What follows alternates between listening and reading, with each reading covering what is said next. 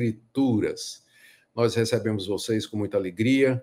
Hoje é terça-feira, nós estamos animados com a presença de vocês e aqui no Brasil, onde nós estamos transmitindo, são 20 horas.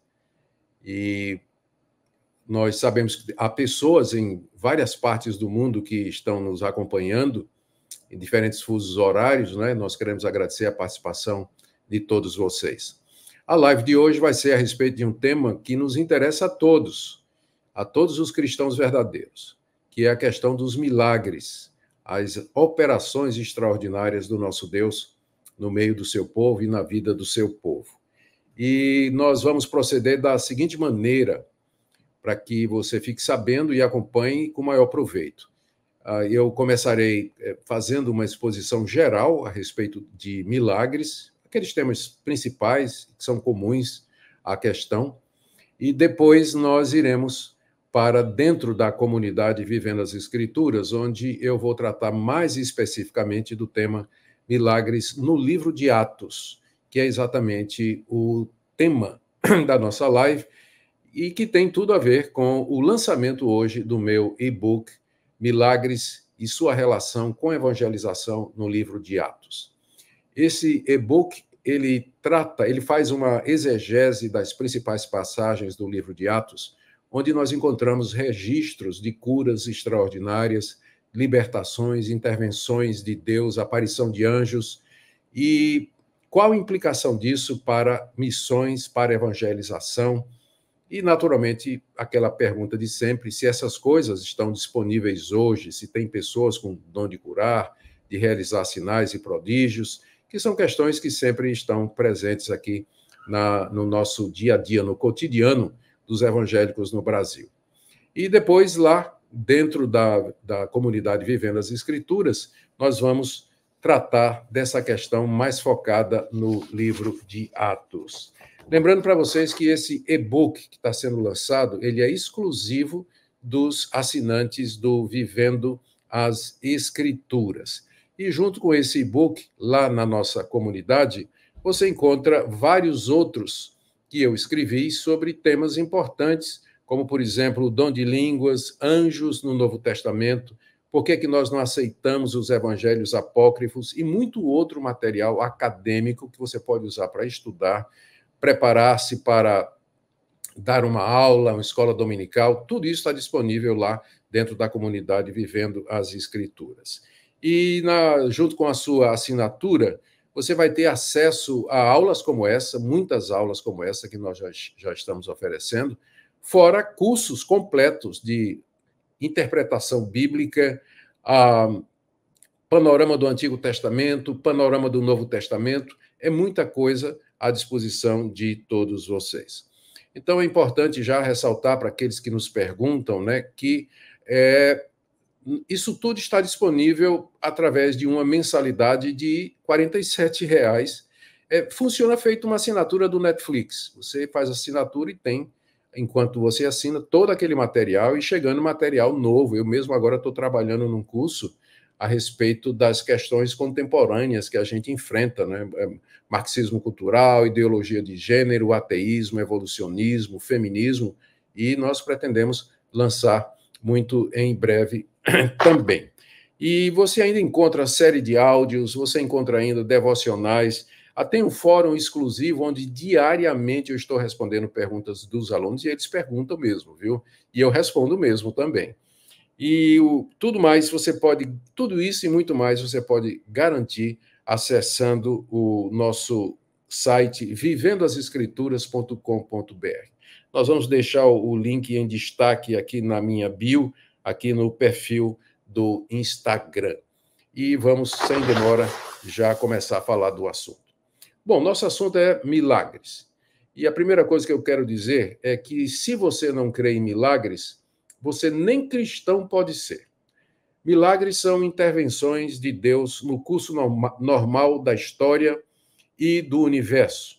Deus, quando criou todas as coisas, ele criou tudo regido por leis naturais, que governam o andamento das coisas. Por exemplo, a lei da gravidade e várias outras leis que os cientistas descobriram, lei da termodinâmica, e que são expressões de princípios que orientam o funcionamento das coisas.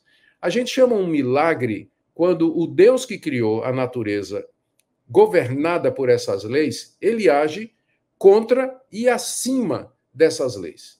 Ele, por exemplo, pode desafiar a lei da gravidade, como ele fez, fazendo com que, ou andando sobre as águas na pessoa de Jesus Cristo, Deus Filho. Ele pode ir contra essas leis quando ele, por exemplo, numa doença irreversível, que certamente traz a morte, ele faz com que aquela doença desapareça e a pessoa ganhe vida restaurada em plena saúde. Deus agindo assim contra o que seria a normalidade da natureza e dos princípios que regem a nossa existência. Por que eu disse que se você não crê em milagre, você nem cristão pode ser? A resposta é que o cristianismo se apoia em milagres. Se você tirar o miraculoso do cristianismo, ele vai virar uma filosofia como a maioria das religiões fora do cristianismo. Uma filosofia, uma ideologia, um moralismo, um conjunto de regras a ser seguido. O cristianismo depende, primeiro, do relato da criação do mundo por um Deus todo-poderoso. Criou o mundo pela palavra do seu poder.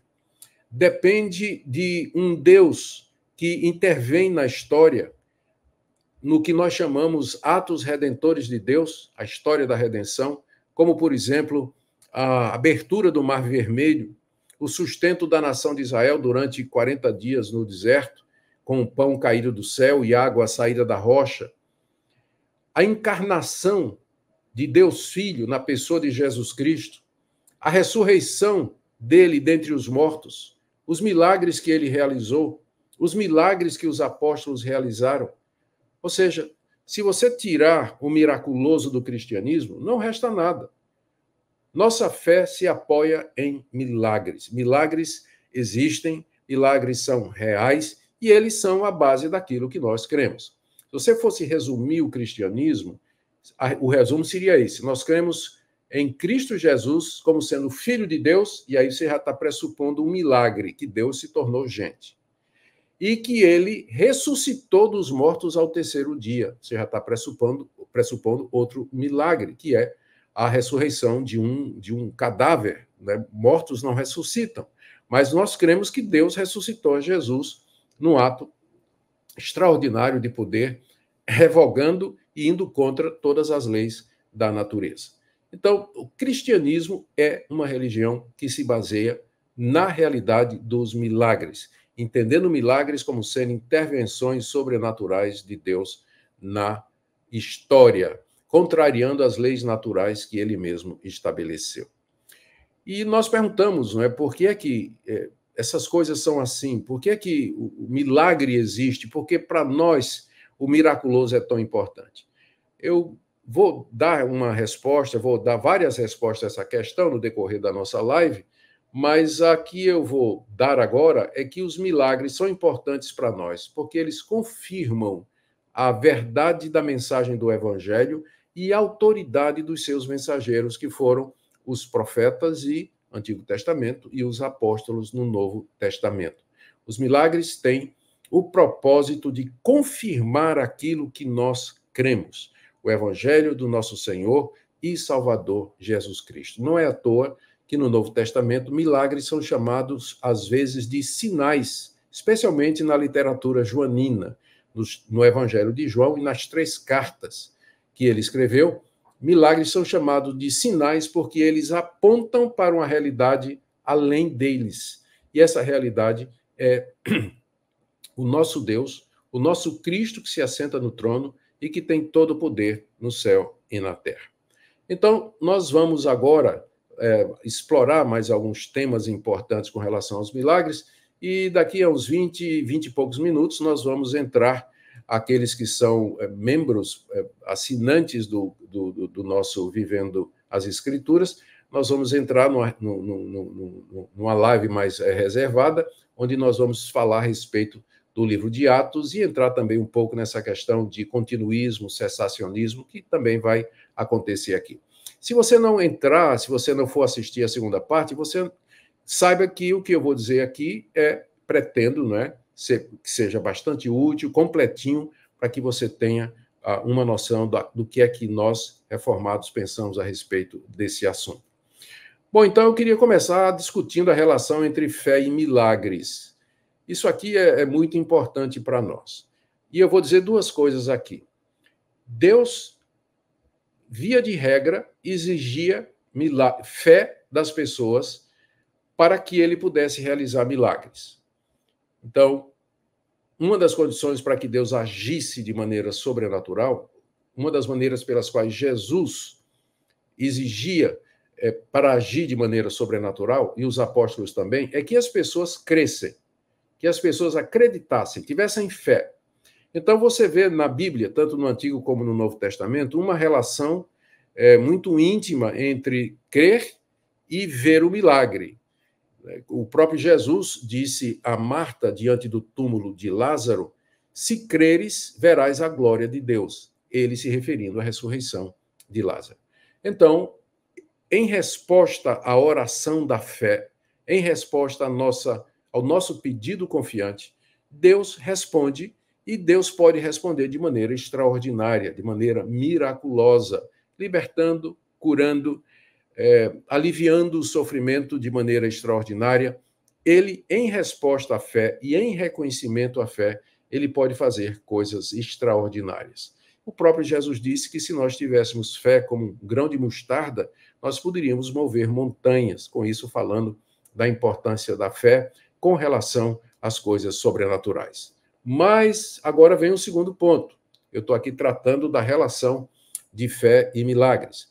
O segundo ponto é que nem sempre Deus exige ou espera pela fé das pessoas para poder agir sobrenaturalmente. Há vários casos, tanto no Antigo como no Novo Testamento, em que Deus agiu de maneira sobrenatural sem que houvesse fé da parte das pessoas que foram beneficiadas com aquela ação sobrenatural de Deus. Eu vou dar alguns exemplos do Novo Testamento, que fica mais fácil. Certa ocasião, Jesus entrou em Jerusalém, foi lá para os tanques de Betesda. Lá tinha um homem paralítico há muitos anos, e Jesus perguntou se ele queria ficar curado. E o homem, seguindo a superstição da época, disse: eu não tenho ninguém para me jogar no tanque quando a água é mexida pelo anjo. Ou seja, o homem não tinha fé, não sabia quem era Jesus, estava enganado por uma crença judaica daquela época, e Jesus, assim mesmo, olhou para ele e disse: levanta-te, e o tomou pela mão, e o homem imediatamente pulou e estava curado, completamente curado. Um outro exemplo, Pedro e João entrando no templo, depois do dia de Pentecostes, havia um aleijado na Porta Formosa que vivia de esmolas. Quando Pedro e João já tinham passado muitas vezes por ali.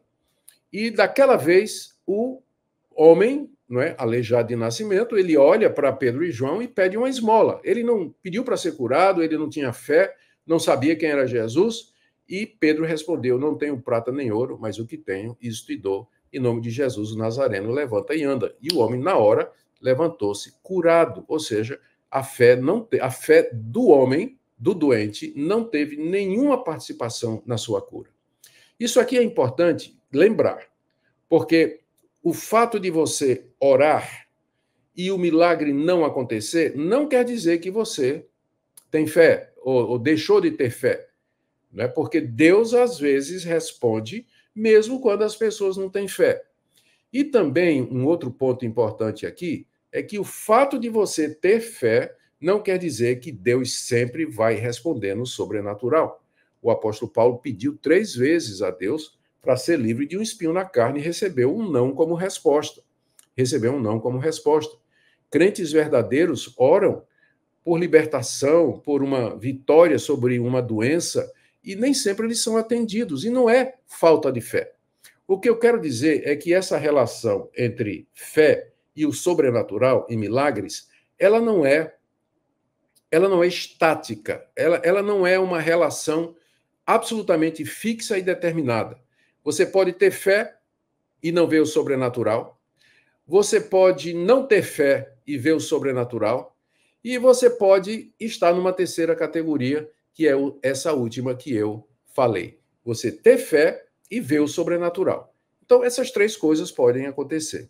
Portanto, vamos aprender a não colocar aqui uma declaração axiomática, imutável, de que se você tem fé, você vai ver coisas extraordinárias. Porque, às vezes, pessoas de fé não viram e pessoas que não tinham fé viram. Eu penso que esse ponto está bastante claro e nós deveríamos levar isso em consideração, porque isso está relacionado com a soberania de Deus. Nós podemos ter fé, mas o que importa é o que Deus deseja fazer com aquilo que está acontecendo conosco e de que maneira ele pretende resolver. Outro ponto muito interessante, sempre discutido quando a gente fala sobre milagres, é a respeito dos dons de cura. Esses dons de curar, eles aparecem numa única lista das 5 listas do Novo Testamento que relacionam os dons espirituais. Essas listas estão 2 em 1 Coríntios 12, Romanos capítulo 12, Efésios capítulo 4 e 1 de Pedro capítulo 4. Nessas listas, você tem uma relação de dons espirituais que são vistos como ferramentas que Deus deu à sua igreja para edificá-la e para que, através dos dons espirituais, nós tivéssemos comunhão uns com os outros e pudéssemos cumprir a grande comissão, aquela missão que Deus nos deu de evangelizar o mundo. A igreja, tanto é assim que a igreja é comparada a um corpo com muitos membros. Lá na primeira lista de 1 Coríntios 12, aparece, e na segunda também, nas 2 listas de 1 Coríntios 12, aparece dons de curar. E aí, então, vem a pergunta: o que são esses dons de curar e se eles estão disponíveis hoje? No entendimento reformado, esses dons de curar, eles estão no plural, porque quem tem o dom, ou quem tinha o dom, podia curar diferentes tipos de enfermidade. Não somente uma enfermidade em particular, mas diferentes tipos de enfermidade. Por isso, dons de curar. A segunda coisa que é importante lembrar aqui é que esse dom de cura, ele estava relacionado com o ofício dos apóstolos e daquelas pessoas próximas aos apóstolos. Quem é que exerceu o dom de curar no Novo Testamento? Quando você lê o Novo Testamento, quem é que exerceu o dom de curar? Primeiro, evidentemente, o Senhor Jesus. Como homem, ele tinha o dom de curar, que foi dado a Deus, que recebeu da parte de Deus, e, é claro, ele, como Deus mesmo, ele fazia isso pelo seu próprio poder. As curas que foram feitas debaixo do dom de curar, elas geralmente eram absolutas, perfeitas, completas, imediatas, indiscutíveis. Então, com o dom de curar, aleijados andavam, cegos viam, mortos ressuscitavam. Não havia dúvida de que o sobrenatural havia acontecido. O dom de curar era infalível. Toda vez que alguém com o dom de curar determinava a cura, ordenava a cura, dava a palavra de cura, ela acontecia. A gente vê isso muito claramente também no ministério dos apóstolos. O apóstolo Pedro, por exemplo, ele curava pela palavra, ele determinava a cura. Foi assim com Dorcas, ele orou e determinou. Em nome de Jesus, levanta-te. E Dorcas, que estava morta, ressuscitou dos mortos. Foi assim também que ele curou um paralítico numa cidade próxima, chamado Enéas. Jesus Cristo te cura, levanta-te. E Enéas ficou bom debaixo da palavra de Pedro. O apóstolo Paulo curava pela palavra. E toda vez que os apóstolos determinavam a cura, ela acontecia imediatamente. A restauração era completa. Não era como alguns milagres que a gente vê hoje, que as pessoas supostamente possuidoras desse dom de curar impõem a mão sobre os doentes e a pessoa não fica curada ou fica curada parcialmente, ou então são doenças que você não pode verificar, né, tipo doença interna, uma dor de cabeça, um desarranjo intestinal, enfim, não é? Uma sinusite. Mas as curas do Novo Testamento, onde o dom de cura era exercido pelos apóstolos, elas eram incontestáveis, não tinha dúvida. Era caso de aleijado que morava na cidade, no mesmo lugar, tinha um point dele de pedir esmolas há anos, era conhecido de todo mundo. E de repente todo mundo ficava espantado que ele estava curado, né? Porque todo mundo sabia que ele era aleijado. Tinha nascido cego e era curado pelo dom de cura. Então, eu creio, e esse é o pensamento da fé reformada, que os dons de curar estavam associados ao ministério apostólico. Aos apóstolos, Deus deu o dom de curar, porque o propósito era que, através dos milagres, a mensagem dos apóstolos a respeito de Cristo, que ele era o Salvador, que ele morreu pelos nossos pecados e ressuscitou dentre os mortos, que essa mensagem era autêntica, ela era da parte de Deus. E como provar que isso era de Deus? Porque a mesma pessoa que dizia levanta-te e anda, era a mesma pessoa que dizia Jesus Cristo é o Salvador, o Filho de Deus. Então, os milagres serviam para autenticar a mensagem apostólica, os dons de curar serviam para autenticar a mensagem apostólica. E aí vem a pergunta, então, o dom de curar continua ativo hoje? Na minha opinião, não temos mais as pessoas como estavam pela palavra. Quando você olha a história da igreja, há casos de milagres, sim, graças a Deus, porque nosso Deus está presente. Há casos de milagres, muitos, mas você percebe que não há pessoas como os apóstolos, que sempre curavam os doentes que lhes eram trazidos e que lhes eram apresentados, levantavam mortos, faziam coisas extraordinárias. Na história da igreja, isso nunca foi superado. E nos dias modernos, essas pessoas que se apresentam dizendo que têm um dom de curar, elas são incapazes de repetir o padrão apostólico, de curar qualquer doença que se lhe apresente. Não é o dom de curar, não escolhia doença, mas curava todos. Cego, aleijado, surdo, mudo, gente encurvada, com fluxo de sangue há 12 anos. Hoje em dia parece que há uma predileção por aquelas doenças internas, subjetivas, psicológicas, que não tem como a gente aferir, não tem como a gente verificar se a pessoa de fato era doente e se de fato ela ficou.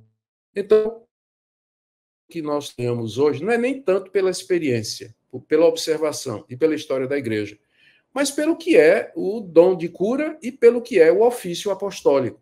Então, na minha avaliação, essas coisas passaram, elas fizeram parte de um período especial na história da redenção, em que o Antigo Testamento estava sendo substituído pelo Novo, havia uma transição da antiga aliança para a nova, e que essa transição precisava ser supervisionada e conduzida por homens autorizados por Deus, e os milagres que eles faziam eram uma prova de que Deus estava com eles e que essa mudança era realmente da parte de Deus. Agora, isso não significa, e olha, gente, isso aqui eu não canso de repetir, embora tem gente que parece que não me ouve, né? Isso não quer dizer que eu não creio em milagres. Se ser sensacionista é não acreditar em milagres, então eu não sou sensacionista, porque eu creio em milagres. Agora, não. Mas nada impede que você ore pela pessoa que está ao seu redor. Perdão, teve um pequeno probleminha aqui já. Você, seu vizinho doente, o que ele nada impede que você vá, imponha as mãos sobre ele e ore, peça a cura dele em nome de Jesus. Se Deus quiser, ele vai ficar bom na hora, em nome de Jesus. Mas você pode sair dali, depois daquilo, depois dessa demonstração extraordinária de resposta de oração, você pode ir para o próximo leito, o próximo doente que você conhece, repetir as mesmas palavras de oração e não vai acontecer nada. Eu me lembro de um episódio, quando eu era pastor, aqui em Recife, né, na minha primeira vez que eu fui pastor nessa igreja extraordinária, que é a primeira igreja presbiteriana do Recife, que eu fui convidado para ir orar por uma pessoa que estava doente, estava enferma, acamada.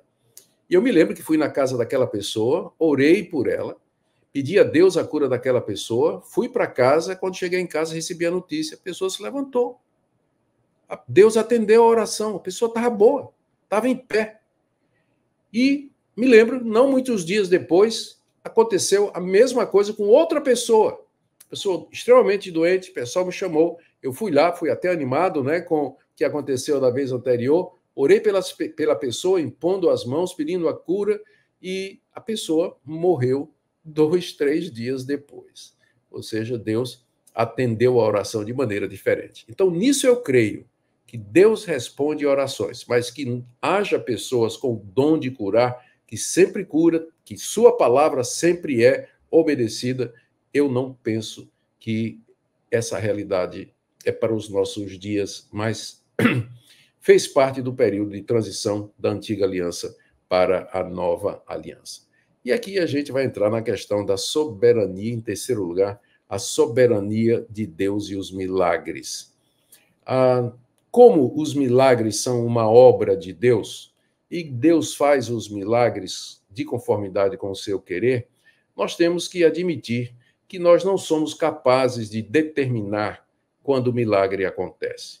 Eu sempre achei muito estranho quando as igrejas marcavam, por exemplo, quinta-feira de milagres. Quinta-feira de milagres, um exemplo, né? Quinta-feira de milagres. O que era quinta-feira de milagres? Era um culto na quinta-feira, onde era prometido que quem fosse e levasse doentes, ou mesmo estivesse doente, lá chegando, a oração forte do pastor, do missionário, ia fazer com que Deus curasse todo mundo que tivesse doente ali. Então, era uma noite consagrada só a milagres, a curas extraordinárias efetuadas através do pastor, do obreiro. Agora, por que Jesus, Jesus e os apóstolos nunca marcaram reunião de cura com antecedência? Vamos ficar só com os apóstolos. A gente não vê no livro de Atos, apesar da intensa atividade dos apóstolos, apesar das cartas que eles escreveram, nem no livro de Atos e nem nas cartas, a gente vai encontrar uma única instância, um único momento, em que os apóstolos de Cristo, os 12 ou Paulo, ou alguém ligado a eles, disseram para as igrejas: venham que Deus vai curar, prometendo cura num determinado dia, numa determinada hora, num determinado lugar. Não tem isso no Novo Testamento. Sabe por quê? Porque os apóstolos não sabiam quando ia curar. Eles não sabiam quando Deus lhes concederia o poder e a autoridade para fazer aquilo que eles iam fazer. Pense no seguinte: Pedro e João subindo no templo, já adiantando um tema do livro. Então, eles subiram no templo para orar. Não foi uma vez só, não. 3 vezes ao dia, porque eles eram judeus. E era essa a prática judaica. 3 vezes ao dia, eles iam ao templo orar. Hora da oração. Então, Pedro e João já tinham passado pelo aleijado que estava na Porta Formosa dezenas de vezes depois do dia de Pentecostes. Mas foi somente naquele dia que Pedro sentiu da parte de Deus o poder e a autoridade para curar. E foi quando ele se virou para o aleijado e disse: em nome de Jesus, levanta e anda. Por que ele não fez isso antes? Ele não tinha o poder e a autoridade de curar? Tinha. Entretanto, esse poder e essa autoridade não estavam à disposição de Pedro para Pedro usar quando ele queria, mas somente mediante a direção do Espírito Santo. Por isso que não tem reunião de cura marcada com antecedência na Bíblia, porque os apóstolos não sabiam quando Cristo haveria de curar, quando o Espírito Santo haveria de agir. Mas eles estavam abertos para quando essa oportunidade chegasse. Muito bem. Vamos agora para um quarto assunto que eu considero também extremamente importante, que é a relação entre milagres, providência e a ordem criada. Bom, vamos definir cada uma dessas coisas e depois vocês verão por que eu coloquei essas 3 coisas juntas. Já definimos milagres como sendo a intervenção de Deus na ordem criada. Quando falamos de ordem criada, nós nos referimos ao mundo que foi criado segundo ordens, princípios, leis que governam o mundo. Então, o giro da Terra, o giro da Lua, o dia, a noite, chuva, seca, enfim, toda a nossa existência ela é governada por leis. E a providência de Deus, nós chamamos de providência de Deus, já vimos o que é milagre e o que é ordem criada. A providência de Deus é a maneira sábia pela qual Deus age nesse mundo, sem que necessariamente ele suspenda essas leis. De uma maneira que nem sempre a gente compreende, Deus usa essas causas secundárias, essas contingências, para realizar os seus propósitos. Ainda recentemente, eu estava fazendo uma exposição na viagem do apóstolo Paulo para a Itália, para Roma, no navio, juntamente com Lucas e Aristarco, mais alguns prisioneiros e uma escolta de soldados, e o navio acabou sendo arrastado pelos ventos para mar aberto, naufrágio aconteceu, e Deus guiou através da tempestade, através do expertise de Paulo em navegação, não em teologia, através dos desastres naturais, Deus guiou a vida de Paulo de tal maneira que ele chega em Roma prisioneiro, mas tendo ganhado toda a tripulação do navio, inclusive Júlio, o centurião, que havia sido designado para cuidar dele. Então, Deus age nesse mundo de maneira providencial, sem que necessariamente ele tenha que fazer milagres. Ou seja, Deus não age somente no sobrenatural. Deus não se move somente no sobrenatural, como diz um determinado cântico aí. Deus age nas coisas pequenas, através de coincidências, portas que se abrem, portas que se fecham, conselho de um amigo, conselho de um irmão, uma oportunidade, um evento fora dos nossos planejamentos. A mão de Deus está em todas as coisas e nem sempre Deus faz milagres para nos guiar, para nos abençoar e para nos socorrer. Por exemplo, eu estou doente. Vamos imaginar, eu estou doente. Deus tem duas maneiras de me curar. Sobrenaturalmente, ele pode me curar assim, sem meios, sem contingências e causas secundárias, suspendendo as leis da natureza e agindo poderosamente sobre elas e até contra elas. Ou Deus pode me curar através dos meios que ele estabeleceu. Ou seja, meu corpo funciona de um determinado jeito. Os seres humanos descobriram o jeito de funcionar. E descobriram que o cérebro depende de determinada química. E que se você complementar aquela química com uma droga, um remédio, alguma coisa, aquilo vai trazer bem-estar e cura para a pessoa. Eu posso dizer que uma pessoa que ficou boa pelo uso de medicamentos e da medicina, que aquilo não foi uma obra de Deus? É claro que não. É claro que não. Agora, tem gente que acha que até tomar remédio é pecado, porque para eles Deus só age, só trabalha no sobrenatural. Mas será que Deus não pode curar através dos meios naturais que ele estabeleceu? Não pode libertar uma pessoa através de recursos que ele já mesmo colocou? E assim por diante? Então, essa relação é muito importante entre milagres, providência e a ordem criada. Deus age tanto de maneiras extraordinárias, quanto através da ordem natural e da providência. Na minha própria experiência, eu tenho visto muito mais vezes Deus agindo através da providência do que através de milagres. Presenciei poucos milagres na minha vida.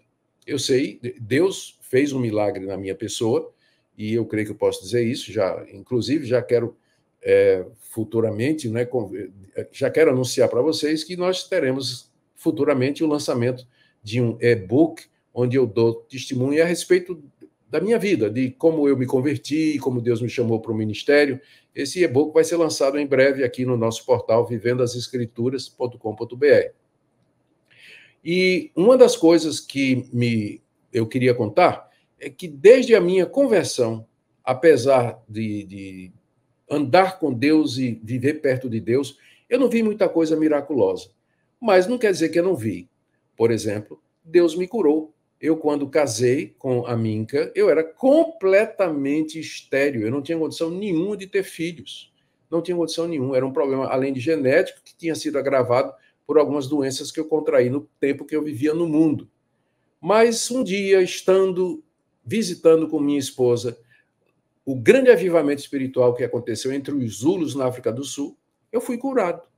E aí veio a Hendrika, veio o Samuel, veio o Davi, veio a Ana, e a gente até queria mais, mas a última gravidez da Minka já foi complicada. Eu fui curado, eu sei disso. E curioso, eu não estava orando por aquilo, exatamente por aquilo. E Deus ouviu, entretanto, a súplica silenciosa do meu coração de querer ter filhos e dar filhos a Minka, que ela tanto queria também. Esse é um dos milagres da minha vida. Agora, eu tenho 43, 44 anos de crente, e esse é o único milagre que eu posso apontar assim com certeza absoluta que foi a intervenção de Deus. O resto da minha vida foi guiada pela providência de Deus. Uma porta que se abre, uma porta que se fecha, pessoas que Deus botou na minha vida, que circunstâncias que aconteceram, tudo isso guiado pelo Deus Todo-Poderoso, pelo que eu agradeço. Por que eu estou dizendo isso? É para você parar de pensar que Deus só age no extraordinário. Isso cria uma dependência, uma escravidão. Você fica esperando um sonho, visão, ouvir o farfalhar da asa do anjo, a voz de Deus, o trovão, o raio. E quando Deus fala através de coisas miúdas, coisas pequenas, fala através do dia a dia, dando respostas. E você precisa fé para ver que aquilo é a mão de Deus. E às vezes é preciso mais fé para viver dessa maneira do que para você demandar um milagre da parte de Deus. Demandar uma coisa extraordinária ou sobrenatural. Muito bom. Então, esse foi meu quarto ponto aqui, essa relação entre a providência de Deus, o extraordinário e a ordem criada. Agora, deixa eu falar um quinto ponto sobre escatologia e milagres. A fé reformada olha para os milagres como sendo uma antecipação do reino vindouro. Milagres são uma amostra daquilo que Deus preparou para nós. Quando Deus cura você em resposta à oração, é apenas uma amostra do corpo perfeito que você vai ter quando Cristo vier e nos ressuscitar e transformar os nossos corpos e nos dar corpos gloriosos para a sua glória. Nós vemos essa manifestação de milagres na história, tanto na história do Antigo Testamento quanto no Novo Testamento, e hoje, quando Deus responde miraculosamente, nós vemos tudo isso como sendo um fortalecimento e uma confirmação da nossa esperança escatológica, do novo céu e da nova terra onde habita a justiça. Veja o que eu vou dizer para você. Deus vai responder toda oração por cura. Todo crente verdadeiro que pedir cura, ele vai ser curado. Agora, não necessariamente aqui e agora.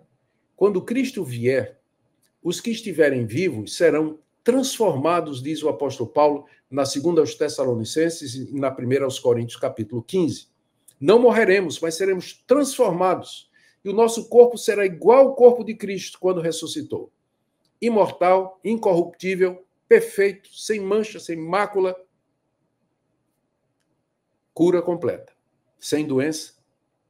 E os que estiverem mortos ressuscitarão com seus corpos igualmente transformados e gloriosos.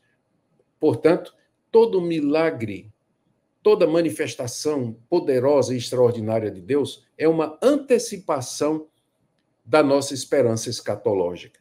É uma mostra do que é que Deus vai fazer na ressurreição e na instalação do novo céu e da nova terra, onde habita a justiça. Agora, deixe-me ir para o meu último ponto aqui, antes da gente entrar na nossa comunidade, e daqui a pouco eu vou falar sobre isso, queria que você aguardasse um pouquinho.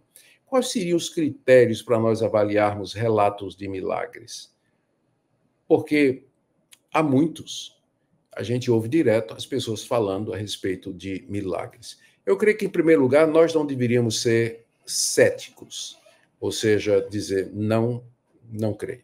A pessoa chega contando, olha, eu estava assim, fui curado, ou então, de repente, eu senti que Deus estava me guiando, tal. A gente não devia ser cético e não devíamos descartar essas coisas logo de cara, dizendo milagres não existem. Essa posição é errada, certo? Essa posição, ela não reflete o que a Bíblia nos diz a respeito de Deus, que Deus é todo-poderoso, Deus é o Criador dos céus e da terra, ele pode fazer o que ele quiser. Por outro lado, também, em termos de avaliação de milagres e quando as pessoas contam essas experiências a respeito de milagres, é bom você lembrar para elas que são experiências individuais e particulares e que não determinam a doutrina da igreja. Nós não podemos formar uma doutrina para a igreja que seja baseada na experiência, por mais sobrenatural que ela seja.